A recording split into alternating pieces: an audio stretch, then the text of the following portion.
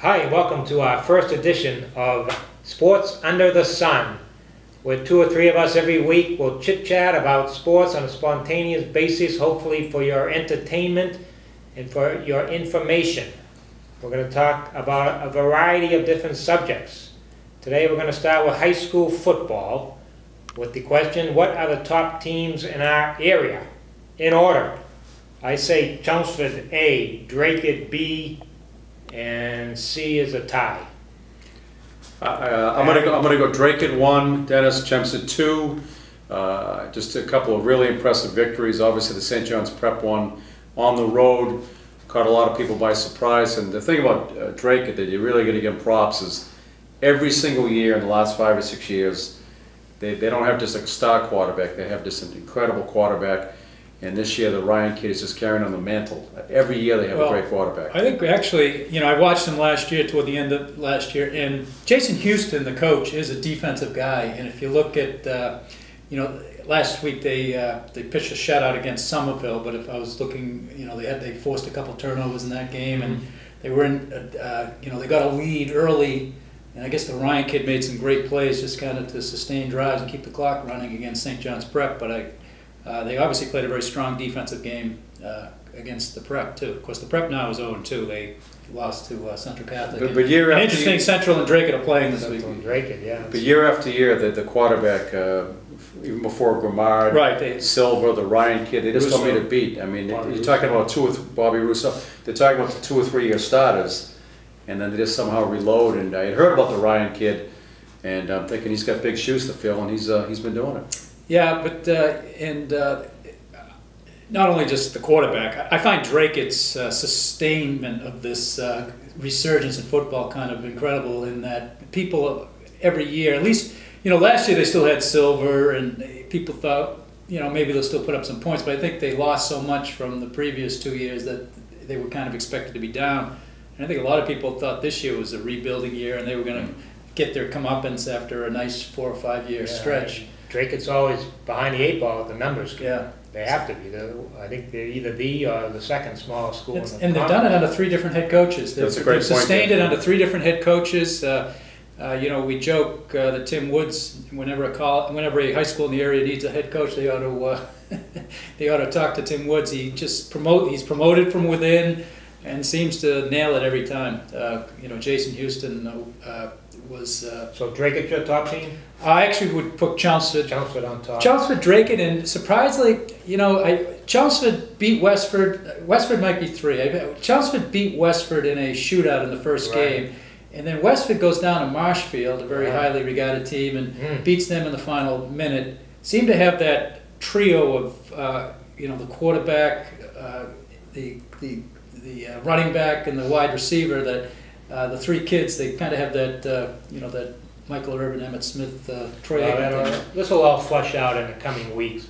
Let's talk about performances on the football field, and one that really stands out obviously this week is Lowell High quarterback R.J. Noel throwing for 501 yards, running for another 140.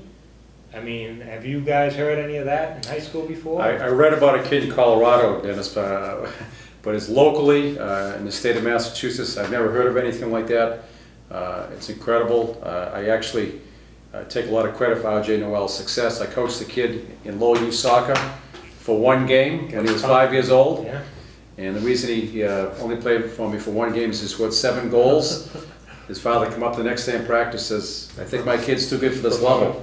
I said, "Mr. Noel, I know he's too good for that level. Move him up." But he is. He's a tremendous athlete. Last year, he alternated some time. Yeah, that's video game stuff. That's just something. That's something you read about. That's not something you witness. It's an incredible accomplishment. Unfortunately, they lost the game, but obviously you can't fault that kid. Sounds like he has some pretty. Never broken. And just looking at those receiving numbers, sounds like he has some pretty talented people to throw to. With Gilberto Brown, 9 catches, 220 yards.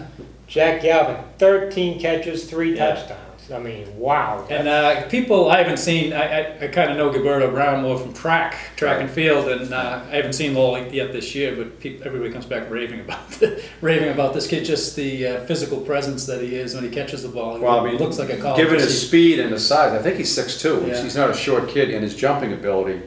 I was told by somebody before the season he could be a potential maybe 1AA scholarship type of kid, and you just don't find kids that size with that type of jumping ability play wide receiver, and by all accounts he's also a tremendous kid. Yeah, I mean, last year R.J. Noel was in that. They basically for till the Andover game late in the year, that 88-82 overtime game, which R.J. I believe he may have started that game. They kind of alternated through that, but then Kyle Edwards kind of took it from there. But they were in a strict, almost series to series alternation throughout the the first 7 or 8 games. Well, they run that no huddle, so that will add to the stats, I think, because it increases the length of the game. But Carmen Frangelo, who covered the game for us last Friday night, was saying some of these kids, they're playing both ways, and it's tough with that no huddle, and they just get looking a little ragged at the end. So Coach Florence has to find something to do with that defense. That'll wrap it up for our high school segment. Let's take off the low-high football hat and turn to a couple other subjects. Dave Pevear's favorite subject, the Red Sox. Is this the biggest collapse in baseball history? If it happens, it'll be right up there, given the competition that they're facing down the stretch, being the Orioles. And I think it was 3 weeks ago they were up by 9 games. They're up by 1 in the loss column right now as we speak. It's worse than '78 simply because that '78 team won whatever 95, 97 games, was going against the Yankees back in the old system when there was no wild card. It was a 2 titanic teams, I think this would be the worst of the Red Sox collapses. I think 2 things make this kind of unique. Is people say, well, geez, the Rays, they're playing great baseball. At the time of this taping, the Rays were 11-6. Now that's good, but it's not Colorado Rockies a couple of years ago where they won 18 games in a row in September. The Red Sox had just given this away at the time of this taping. They played 19 games, won 5 of them. Only one of the wins is when they've scored less than 12 runs. Really? They're starting. Josh Beckett won 4-3 last week. Other than that, their wins are 18 runs, 15 runs, and 12 runs. Yeah, their ERAs, their starting pitching's ERA in September is over 6 right now. But I mean, injuries are correct. It's nobody's fault. Daisuke went down. Right. Buckholz went down. Well, Bedard will come back tonight as we speak. That's a big deal. Unfortunately, Lackey didn't go down. Was out for a while. Wakefield's going for that 200th win still, I think. Oh no, he got it. Yeah. What do you guys think of Theo Epstein? I think he's one of the best general managers in baseball. I think he's a bum. I don't think he should be a farm director. Well, all these good players came up through the farm. Well, he cannot sign. Well, but that's what he does. I mean, that's cheap talent. But he's throwing money at J.D. Drew. But if you look at big market teams, they all do it. He's no different than the Yankees or anybody else, and they're doing that. And a lot of it is the pressure of the market. I think Theo would be a great small market GM. It's easy. People love the Tampa Bay Rays. Because they do it with a low budget. But would people in Boston tolerate finishing last for 10 straight years? Getting all these draft picks? Of course right, not. So it's a different dynamic. But no, that was before Joe Madden, the great Joe Madden. Well, no, it's a different dynamic. There's a pressure in New York and Boston and Philadelphia where you do have to throw money at these people because you are under the gun to win every year. People don't tolerate taking a step back so that you can build through the farm system. He has done a very good. They've developed players very well. I actually think he's. And we mentioned Beckett. The interesting about Beckett, of course, is the word is that was during his. He was in a gorilla suit. Correct. The deal was made during his hiatus, and allegedly that was the Hanley Ramirez. He would not have. That's what we always hear, that he would not have made that deal. So they. Well, I just think. I mean, you look at their payrolls, 160 million. I think we're all.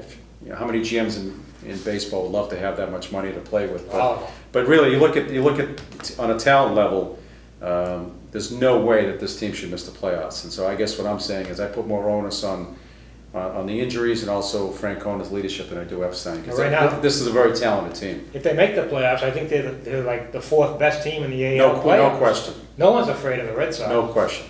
All right, let's turn one more. We're running out of time. Patriots, are they in for another 16-0 season? I don't think so. Until no. Okay. Barry, what do you think? Nope. No, and if number 12 goes down, we'll be talking 500 seasons. Ryan Mallett? Yeah, I don't think so. We'll be watching Brady come back in 10 years at a halftime show as he's enshrined in the Hall of Fame. We'll be thanking the day he got hurt until Ryan Mallett could. I don't think so. 13-3. Yeah, that's probably about right. The schedule is pretty easy, I think. They get the Jets twice. They get the Eagles at the end of November. But other than that, the Colts stink, the Chiefs stink, the Raiders stink, the Bills stink, and the Dolphins stink. So, I mean, they're in the playoffs. Of course, we were saying that about the Red Sox a month ago also. But it's all Brady staying healthy. That's all it is. Dave, wrap us up. Well, they do have a little age on that defensive line. We see what's happened to the Red Sox starting pitching to make a football-baseball correlation, so we never know what that's going to look like in November.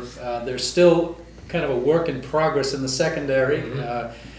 So, they've kind of changed their defensive scheme here on the fly, so maybe some of that newness has to do with the amount of yards they're giving up, but they do remind you. I mean, they've been opportunistic with the goal line stands and the turnovers of some of those defenses that won championships. Those teams didn't give up this many yards, trust me. But those teams, weren't total shutdown defenses either.